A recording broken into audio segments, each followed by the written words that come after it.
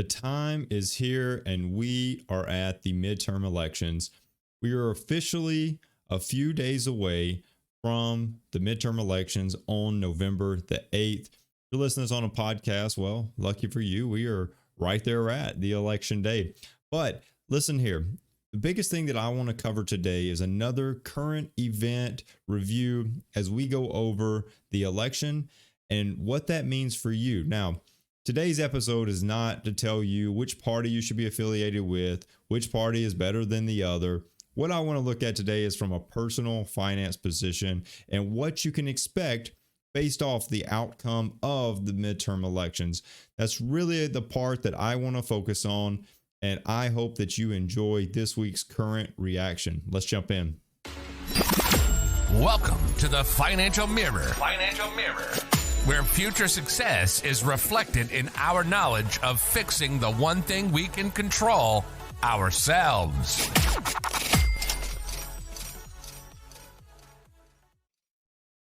How's it going? Hopefully everyone is having a great weekend. I know that I am having a great weekend. This has been quite an adventure, but if you've been keeping up with the show at all for any amount of time, you know that I've been engaged. Well, we finally tied the knot. We finally got married. So the wedding is in the past. Everything's official. No more fiancés, just wives will be talked about from now on. We do have an episode coming up where I want to get her on and just talk about marriage and finances. I know that's something that is a challenge for so many people. So I look forward to having that conversation with her and getting the opportunity to really dive into that with you as listeners. So maybe we can talk about some of the things that you could possibly use in your own lives. Well, if you've caught this on YouTube or Facebook, I want you to take just a moment, hit that subscribe button, and get notified of all the new episodes as they're coming out. Facebook, share, like the page, all that kind of good stuff. If you are on a podcast platform of your choice, please go ahead and hit the like button and share this with as many listeners as possible. If you are on Apple Podcasts or Spotify, both of those do give you the option to give written comments, to subscribe to the channel, to like the podcast. Apple gives you a chance to 5-star review that thing. So go ahead and slap the 5-star. Truly be beneficial. So like I said, the wedding is over. It's time to move on to the next chapter, but I couldn't be happier with how everything went. All of that went great. So for all of those great listeners have been listening for a while, you've probably heard many references, and now we can officially say that I am married to a wonderful wife, and it's totally a good weekend for us. Coming up, so right after, and I have to say that the whole wedding was supposed to be outdoors, and it is funny. Well, when we booked the venue months ago, I looked at the weather just as, this really far out prediction, right? I looked at the weather and it said rain. This was in January. Well, let me tell you that it rained, and it rained all day. So we moved the wedding aside. Thank goodness. We did have a plan B for that. But I thought it's like, so many people, we don't even really believe the weather forecast a week out, much less months and months and months out, right? But it was totally spot on when it said it was going to rain on November the 4th. So that was a big deal. It just happened to also be the dog's birthday, which was, just made it even more interesting of a day. But I appreciate everyone tuning in today. I want to cover something that's very important, right? It's totally one of the most important things that you can do for the country. And I say that wholeheartedly from a sense that, we hear so much that we've moved into a very polarized society. That we have really over the past, roughly 8 to 10 years, we've kind of becoming more and more polarized in a sense of picking sides, right? Like you almost have to pick a side. And then it's almost like this like Braveheart battleground where one side's completely facing off against the other. And so when I say that this is an important time, what I'm really discussing is the simple fact that this is, hear everyone complaining. You have everyone having an opinion. You hear everyone talking about so many things. This is the one time where you actually can do something about it. And that's kind of the reason for this episode today is I don't want to, I told you in the intro, this isn't about me telling you who to vote for. I'm not even going to talk about candidates. This isn't about me telling you which party's better than the other. I'm not even going to talk about parties. This isn't about me bashing any party or anything that any party is trying to do. I'm not even going to talk specifics on a lot of the things that are at the forefront of this midterm election. But what I do want to talk about are some of those things that you can start to look for, because one of the most important parts of having this simple, right as a citizen, as an American citizen, this is a time for you to make a decision, right? You have to make a decision, and with that decision comes the opportunity to say, I voted, I did my part, and that's the best that I can do, right? Like we live in a society that's what we do. We vote, and that's how we choose to put in charge who we want to put in charge. And we're putting them in charge on the basis that they have the philosophy, they have the plan or a plan that we like, or the outcome they want for the country is in line with what we look for in the country, right? So that's kind of where I want to discuss this today. I want to really dive into sort of what has transpired over the past couple of years, really, and has turned into this nothing from the opposite party, and opposite could be whoever you want to claim as who you're affiliated with, right? Whatever party that is, that's opposite of you, everything they do isn't bad. And I want to say that first. Everything that every single party does is not bad, and whatever party you're affiliated with, everything that they do is not good, right? When we look at it from society's aspect. But what I want to talk about is how you can approach this election, and how you can look at certain things and what you can expect based off of the midterm election, right? And the whole basis is going to be around personal finances. Everything I discussed today is going to be around your personal finances. And that's what I want to focus on. So I did find an article, and this is where I kind of wanted to start. I found an article that talked about, this was a survey, and this was put out, the survey, or the website that it was put out on was Bankrate. But the survey said 43% of Americans say their finances are worse now than when Biden was elected, right? Now, why do I bring this up? Because I said I wasn't going to talk about parties, right? I'm not talking about anything. What I want to talk about is that, and why this was an important topic or important article to bring up, was the fact that 43% saying their finances are worse now than when Biden was elected shows that finances are at the forefront of people's minds, right? I'm not talking about the parties. I'm not talking about what they're doing. I'm not talking about the plans that they have. I'm talking about Americans. 43% say their finances are worse now than when the president was elected. And that shows how important personal finances is to the average person, right? Like, we want to care about our personal finances. We want to be in a good financial situation. Now, what's some of the things that sort of hit that, right?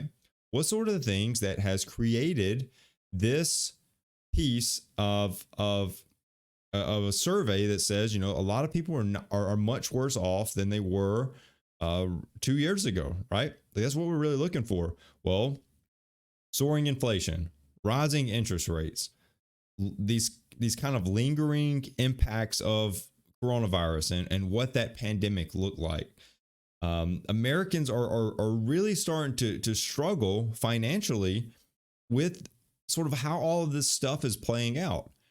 And that's the part that we have to really dive into, because when we talk about who to vote for, when we talk about who I should be thinking about voting for, where you should start is, where are you struggling financially, and how can someone help you to get to where you want to be? Now, here's the part that I want to challenge you with. When I challenge you, I want you to think about this from a mindset that where you're at today is not where you're going to be 10 years from now. That's the part that I want you to think about. I want you to think about, okay, right now I'm struggling with student loan debt, right? So many Americans are struggling with student loan debt. So what I want to say is, where you're struggling right now, if student loans get paid off, or if you got some type of forgiveness for a student loan, how does that look? I've done an episode on it. I've done an episode that shows you that when a student loan is forgiven, the taxpayer still pays. So you still pay for your student loan. It's just paid for what? Through your taxes, right? Through your personal taxes, you pay for student loans. So don't look at things when you're looking at whatever candidate that you're trying to evaluate. Don't look at it from a sense of where you're at right now. Well, I could be in a better position if I didn't have the student loan bill. Right. But what happens 5 years from now when student loans are now paid off, or 10 years from now when student loans are paid off, and we have higher income tax because we're having to pay for all those student loans, you included? Even when yours are paid off, you'll keep paying for everyone else's because of the taxes that came with it.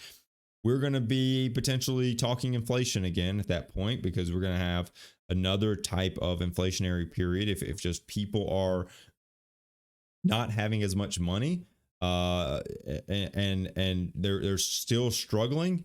You'll start to see, those people that may have gotten out of a position or moved on. You could see another really high increase in demand and very low supply, and put us right back into the same position that we're at now. I want to just tell you that where you look at it and how you evaluate it should be on the basis of, what do you really get behind? What do you really want financially for this country? And that's how you evaluate it. Don't just look for yourself. Don't say, well, this is what's best for me right now. Sure. Make sure, though, when that's best for you, that you think about your 10 years from now self as well. Is that's what's best for them? Because if it isn't, I think you should just reevaluate where exactly you're looking at, because you're looking at something. You want to be looking at something from a sense of, this is what's good for not only for my budget, my monthly budget, but for my retirement plan, but for all these things that I need to help my family, survive and live and grow, right? That's what we're looking for. That's what I want us to focus on. So the next piece that I wanted to cover, so that kind of talks about and sets up where we're at right now. But this sort of goes into how inflation is affecting things. So on the screen right here, and for my podcast listeners, I'm sort of going to walk through this, but right now we're looking at about an 8.2% rise in, this is the CPI, right? So I've done episodes on this as well, so I'm not going to get super in depth in it, but remember that CPI is a measurement of multiple industries into one. Okay. So this isn't just a measurement that says, oh, everything is up 8.2%. No, some items may be up 5%. Some items may be up 20%. But when you average them all out, 8.2% is what you're feeling in terms of cost increase. Now, what that truly means is that this is playing a huge role in why Americans are thinking about finances going into the midterm elections. They're really focused on this inflation thing. We've talked about it. We're now living it. We all feel it. And some of us are maybe more prepared for it. Maybe are able to accommodate more for it. And that normally comes to the sense of if you don't have debt, right? You have the ability to flex your budget a little bit so that you can sort of take on some of these costs. Yeah, your savings rate isn't as high. You're not putting as much into retirement. All of those things are happening, but you're able to flex a little bit. When someone has debt, they can't flex the same as someone else, right? Someone that has debt has to pay those debtors, and those are minimum payments that they have to pay, right? Like that's something they have to do. So what I'm getting at here is that inflation is causing people to really think about and really focus on finances with this midterm election. And so when you're thinking about finances, and if this is you, that you're like, well, I want to see inflation under control because it is just bogging me down. I'm in that 43%, right? I'm in that half of America, almost half of Americans that are worse off in the past 2 years. That maybe that's you. And so when you're evaluating candidates, when you're evaluating who you should vote for, when you're evaluating policy, we should be looking at how is this person going to help the overall inflation? How is this person going to help drop the costs for the everyday consumer? That's something else that you should look at. Now, when we start to break things down, we always want to blame somebody. We always want to blame someone for why your finances have gotten worse. We also want to look at who's to blame for them improving, right? We want to give someone credit for them improving. But I want to tell you that no matter who you're blaming, there's nothing that you can do to say to really look at and say who is actually at blame here. And I wanted to read this quote. And so let me backtrack before I get to the quote. What I'm saying is that people want to blame something because of their misfortune. Where they're currently at, they need someone to blame. They need someone to say, well, that's the reason that I'm where I'm at, right? And so I want to challenge you to start to really dive into this election a little differently. I want to challenge you to look at it and say, you know what? I'm going to blame myself because I didn't vote last time. I didn't vote and I didn't really look at candidates. I just voted for what I thought. I voted for who my parents were voting for. I voted for who my coworkers were voting for. I voted for this. I voted for that. I voted on the basis of one thing, but I didn't really even consider all the other things that someone was for, right?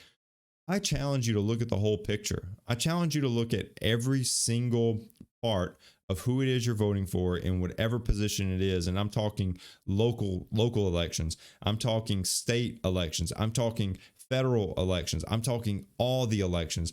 But you really look at it and you pick candidates on the whole picture, not on this one little piece, not even from a personal finance piece. Maybe we're looking at someone that's doing what I need them to do from a personal finance piece, but also from this other thing, fill in the blank variable that you want to see. Because here's the quote. It says, Americans with a political affiliation, so anyone that identifies as a certain party, they are going to blame the opposite party more than likely, right? No matter who you are, you're going to blame the alternate party. And why is that, right? I want you to think about, this is just an example. I want you to think about someone that maybe gets under your skin, right? Like you just like everything they do, they're annoying, or they talk a lot, or they laugh obnoxiously. I don't know what it is, but that whatever that person does, they just really get under your skin, right? They really get under your skin. So think about the time, like you put yourself, you take a step back and you look and you see someone to the left or the right that's doing the exact same thing.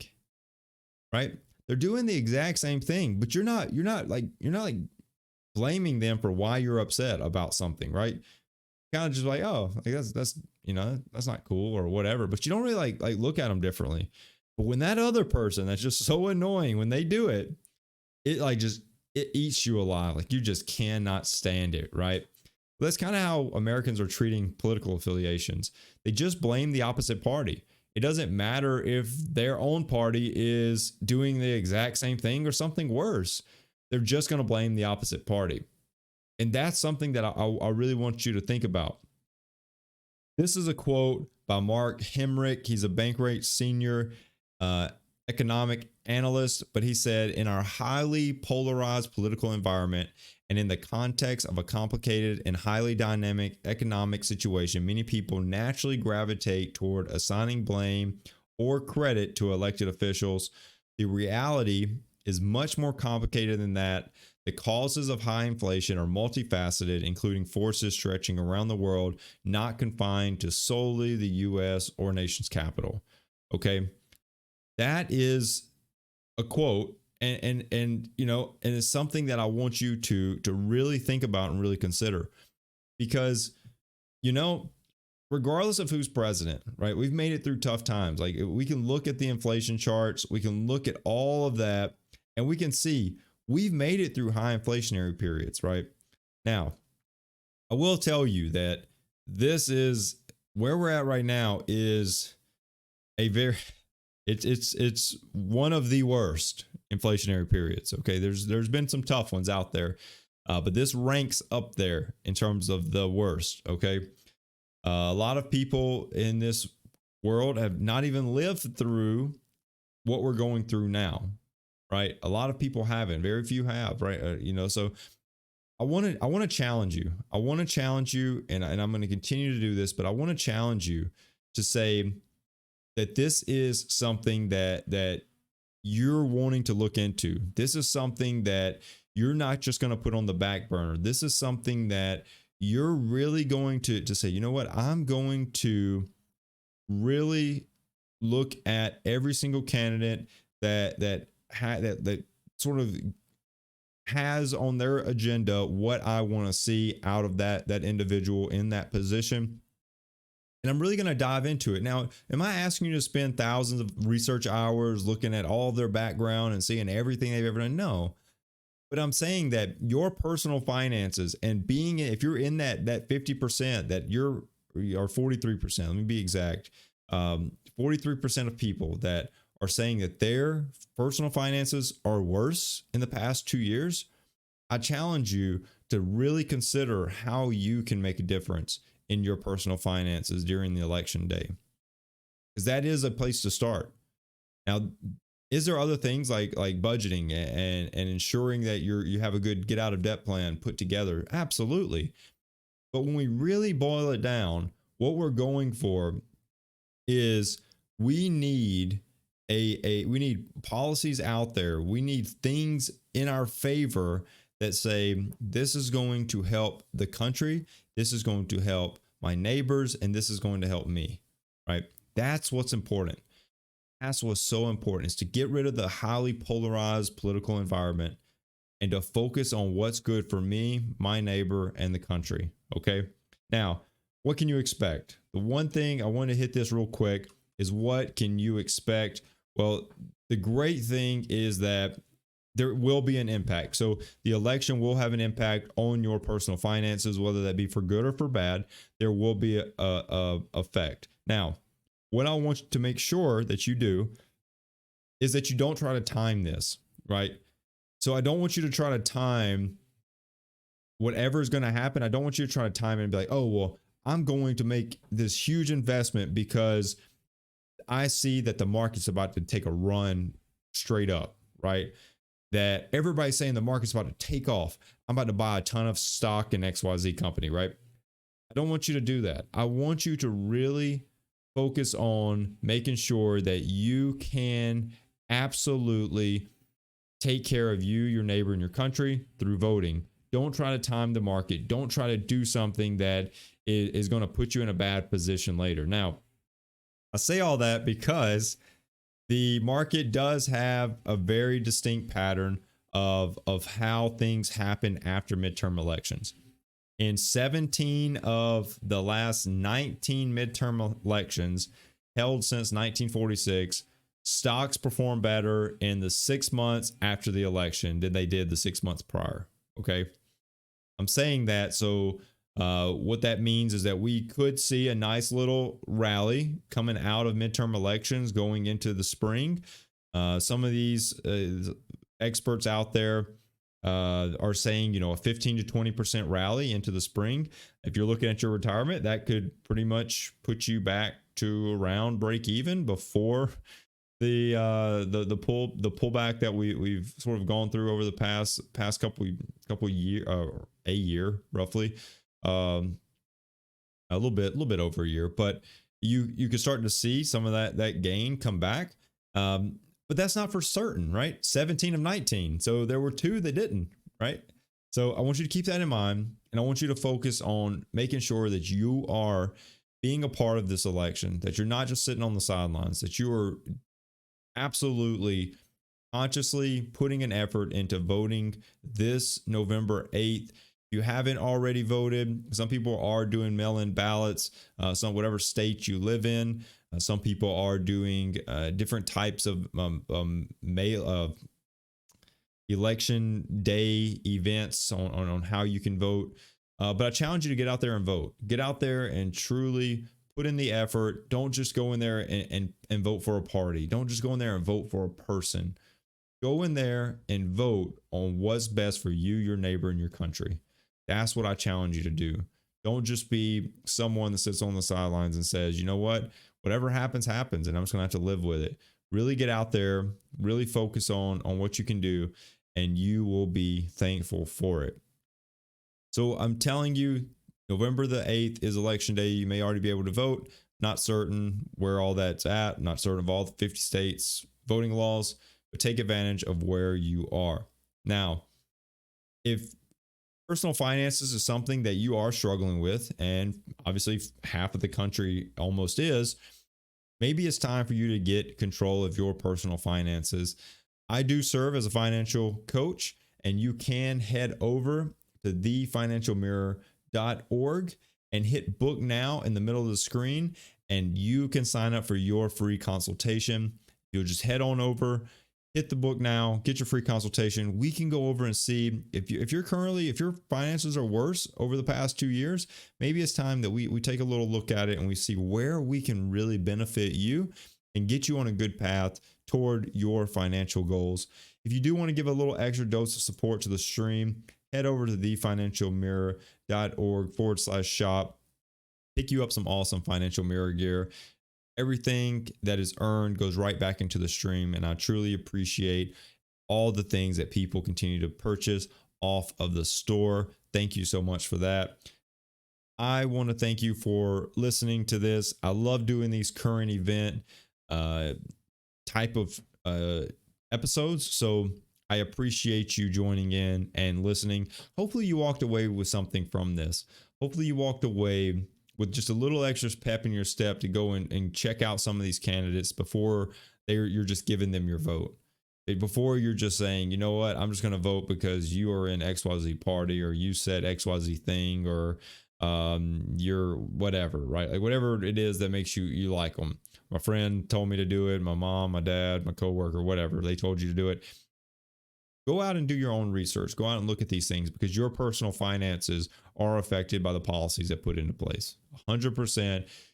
How you are living your day-to-day life is 100% impacted by the policies that are put into place that are outside of your hands. But the people that's hands they are in are the people that you are putting into these different seats and these different positions.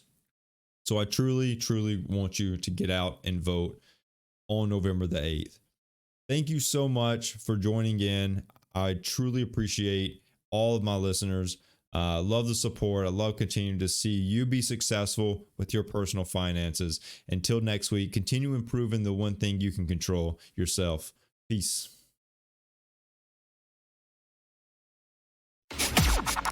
Well, that wraps up today's Financial Mirror. Join us next week as we continue to work on ourselves, change our mentality, and to commit to achieving the success we always envisioned. Regardless of your platform, help us grow as a community. Please like, subscribe, and share with the people in your lives.